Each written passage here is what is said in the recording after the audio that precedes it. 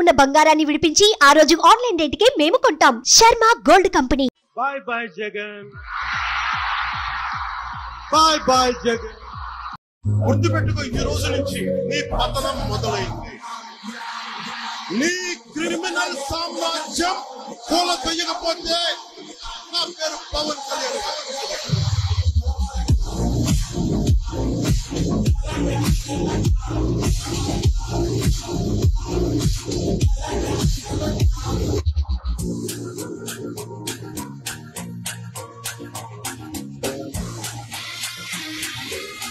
AP ఎన్నికల ఫలితాల్లో Telugu Desam party, Janasena, BJP మూడు పార్టీలు కలిసి ఉన్నటువంటి కూటమి, ఎన్డీఏ కూటమి దూసుకు వెళ్తుంది. దాదాపుగా 150 స్థానాలకు పైగా మెజారిటీతో ఆధిక్యతలో దూసుకు వెళ్తుంది. ఖచ్చితంగా ఏపీలో ఈ కూటమే ప్రభుత్వాన్ని స్థాపించబోతుంది. అయితే ఈ అనూహ్య అంటే బంపర్ రికార్డు, సూపర్ హిట్ విక్టరీని కొట్టడానికి మెయిన్ రీజన్ పవన్ కళ్యాణ్ వల్లే ఈ కూటమి ఇలా ఈ స్థాయిలో మెజారిటీని సాధిస్తుందని రాజకీయ విశ్లేషకులందరూ కూడా భావిస్తున్నారు. ముఖ్యంగా by by Jagan, by by Jagan. అందుకు ఒకసారి మనం పరిశీలిద్దాం. అంటే పవన్ కళ్యాణ్ జనసేన పార్టీ పోటీ చేసినటువంటి 21 అసెంబ్లీ స్థానాల్లో దాదాపుగా 19 స్థానాల్లో స్పష్టమైనటువంటి లీడ్తో కొనసాగుతోంది జనసేన పార్టీ. మిగిలినటువంటి 2 స్థానాలు, ఎక్కడైతే లోక్సభ స్థానాల్లో పోటీ చేసినటువంటి 2 స్థానాలు ఉన్నాయి, ఈ 2 స్థానాలు కూడా జనసేన పార్టీ కైవసం చేసుకుంటుంది. అసలు మొత్తం ఈ సినారీ అంతా కూడా ఒకసారి మనం పరిశీలిస్తే ఖచ్చితంగా పవన్ కళ్యాణ్ వల్లే ఈ స్థాయిలో రికార్డు విక్టరీని సాధించడానికి కూటమికి సాధ్యమైందనేది కూడా మనం చాలా స్పష్టంగా ఖచ్చితంగా చెప్పవచ్చు. ఎందుకంటే మొదటి నుంచి కూడా పవన్ కళ్యాణ్ ఒకే మాట చెబుతూ వస్తున్నారు, తాను రాజకీయాల్లో కొనసాగడానికి నేను ఒక ప్రత్యేకమైనటువంటి నినాదంతో, ప్రత్యేకమైనటువంటి ఒక వ్యూహంతో, అలాగే ఒక మంచి భవిష్యత్తు కావాలనేటువంటి ఉద్దేశంతోనే తాను పాలిటిక్స్ లోకి అడుగు పెట్టానని పవన్ కళ్యాణ్ మొదటి నుంచి కూడా చెప్తున్నారు. ఎందుకంటే ఆయన గతంలో 2014లో ఆయన పార్టీని స్థాపించిన టైంలో ఆయన ఒకే ఒక్క మాట చెప్పారు. ఆ టైంలో ఇప్పటికిప్పుడు తాను క్యాడర్ని సిద్ధం చేసుకోవడానికి కావచ్చు, లేదంటే ఎన్నికల్లో పోటీ చేయడానికి అవసరమైనటువంటి కసరత్తును తాను ఇంకా పూర్తి చేయలేదు. కాబట్టి ఎన్నికల సమయానికి కొన్ని నెలల ముందే తాను పార్టీని స్థాపించాను కాబట్టి బేషరతుగా తెలుగుదేశం పార్టీకి మద్దతు ఇస్తున్నానని 2014లో చెప్పడం జరిగింది.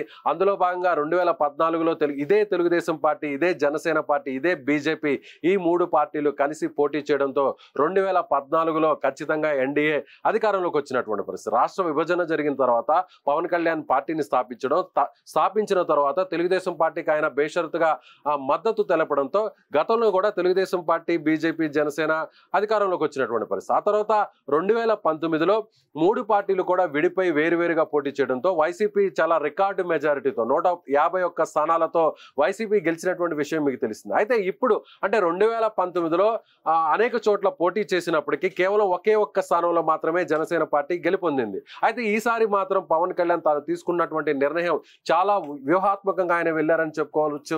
ఎందుకంటే రాజకీయ పరిణితి చెందినటువంటి ఒక రాజకీయ నాయకుడిగా పవన్ కళ్యాణ్ వ్యవహరించారని మాత్రం మనం ఖచ్చితంగా చెప్పవచ్చు. ఎందుకంటే పవన్ కళ్యాణ్ మొదటి నుంచి కూడా 50 స్థానాల్లో పోటీ చేస్తారు, జనసేన పార్టీకి ఆయన దాదాపుగా కూటమిలో 50 స్థానాలను అడుగుతారు అనేటువంటి డిమాండ్ అటు పార్టీ వైపు ఉన్నటువంటి నాయకులు కావచ్చు, క్యాడర్ కావచ్చు, కార్యకర్తలు కావచ్చు, అభిమానులందరూ కూడా కోరారు. కానీ ఆయన మొదటి నుంచి ఒకే మాట చెప్పారు. ఎందుకంటే ఖచ్చితంగా వైసీపీని గద్దెదించాలి, ఎవరైతే జగన్మోహన్ రెడ్డి సీఎంగా ఉన్నటువంటి వ్యక్తిని ఖచ్చితంగా ఆ పీఠం నుంచి, ఆ కుర్చీ నుంచి దించడమే ఏకైక లక్ష్యం తనకు అంటూ ఆయన మొదటి నుంచి కూడా చెప్పారు. ఎందుకంటే ప్రభుత్వ వ్యతిరేక ఓటును చీలనివ్వకుండా తాను ముందుకు వెళ్తున్నాను, అందులో భాగంగానే ఖచ్చితంగా ఆ పార్టీలు కలిసి వచ్చేటువంటి పార్టీలతో కలిసి ముందుకెళ్తానంటూ ఆయన గతంలోనే అంటే ఎన్నికలకు 2 ఏళ్ల ముందే జనసేన పార్టీ ఆవిర్భావ సభలోనే ఆయన ప్రకటించినటువంటి పరిస్థితి. అప్పుడు అందరూ కూడా రాజకీయ విశ్లేషకులు, అన్ని పార్టీల నాయకులందరూ కూడా నోరెళ్ళ పెట్టారు. ఎందుకంటే పవన్ కళ్యాణ్ తీసుకునేటువంటి ఈ నిర్ణయం నిజంగా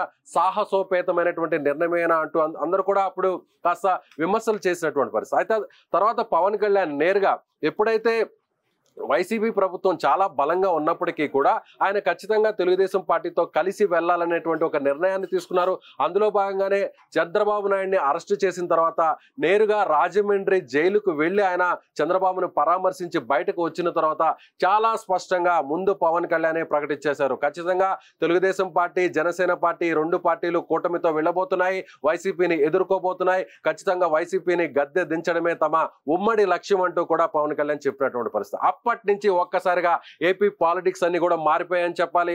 అప్పటి నుంచి ఒక్కసారి అందరూ కూడా అంటే జనసేన పార్టీ, తెలుగుదేశం పార్టీ ఈ రెండు పార్టీలు కలుస్తాయా, ఈ రెండు కేడర్లు కలుస్తాయా, కలిస్తే నిజంగా జనసేన పార్టీకి ఆ స్థాయిలో సీట్లు ఇస్తారా, అప్పటి వరకు కూడా Pawan Kalyan CM CM CM అంటూ నినాదాలు చేసినటువంటి కేడరు, కార్యకర్తలు, అభిమానులు ఒప్పుకుంటారా, ఇలాంటి అనేక అనుమానాలన్నిటికీ కూడా ఫుల్ స్టాప్ పెడుతూ పవన్ కళ్యాణ్ ఒకే ఒక డేరింగ్ స్టెప్ తీసుకున్నారు. అక్కడి నుంచి కూడా మొత్తం రాజకీయ సినారీ అంతా కూడా ఏపీలో మారిపోయింది. ఒక్కసారిగా తెలుగుదేశం పార్టీకి, జనసేన పార్టీ కూటమికి ఒక్కసారిగా ఆదరణ పెరిగిందనే చెప్పాలి. ఓవైపు చంద్రబాబు నాయుడిని జైల్లో వేసిన తర్వాత వచ్చినటువంటి సింపతి, అదేవిధంగా పవన్ కళ్యాణ్ కూటమికి సపోర్ట్ చేయడం, కూటమిలోకి రావడంతో ఒక్కసారిగా ఈ కూటమికి బలం వచ్చిందనే చెప్పాలి.